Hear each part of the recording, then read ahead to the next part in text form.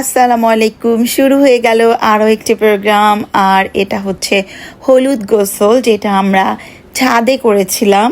দেখতে পাচ্ছেন খুব সুন্দর করে সাজানো। আসলে আমাদের প্ল্যানিংটা আরও বড় করেছিল করার, তো আমাদের জামাই আসলে রাজি হচ্ছিল না, যার কারণে আমরা একটু ছোট করেই করেছি।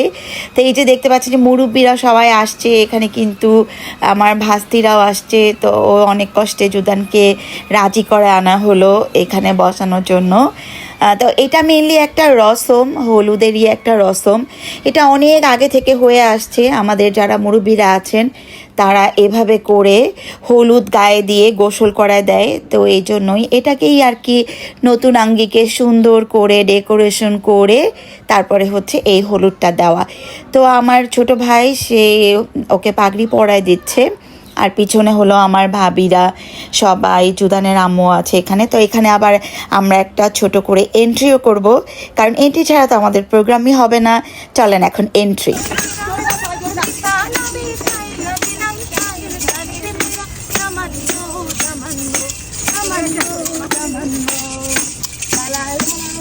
এন্ট্রি পর্ব তো শেষ, এখন হচ্ছে গোসলের পর্ব। এই যে সবাই একে একে দলে দলে সবাই দাঁড়ায় যাচ্ছে পিছনে ওকে গোসল করানোর জন্য। ভাবি হলুদ দিয়ে ওকে স্টার্ট করলো হলুদ ছোঁয়ায়। বিয়ের আগে এটা একটু হলুদ ছোঁয়াতে হয়, এগুলো আসলে এক একটা রসম।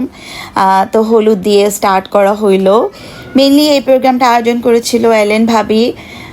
ভাবি 1 মণ দুধ কালেক্ট করেছে, দুধ দিয়ে ওকে গোসল করাবে সেই জন্য। তো এই যে আমরা সবাই মিলে ওকে দুধ ঠেলে ঠেলে গোসল করাই দিচ্ছিলাম, আর আমাদের বাচ্চা খুবই লজ্জা পাচ্ছিল। তো এভাবে করেই আমাদের হলুদ গোসল প্রোগ্রামটা আমরা শেষ করলাম। কেমন লাগলো অবশ্যই কমেন্টস করে জানাতে কিন্তু ভুলবেন না। আর আমাদের কিন্তু এরপরে যে প্রোগ্রামটা হবে সেটা হচ্ছে ওয়েডিং। তো চলেন আমরা নেক্সট প্রোগ্রামটা এনজয় করব। আর এটা কেমন লাগলো অবশ্যই আমাদেরকে জানাবেন এবং আমাদের পাশেই থাকবেন লাইক কমেন্টস দিয়ে। আল্লাহ হাফেজ।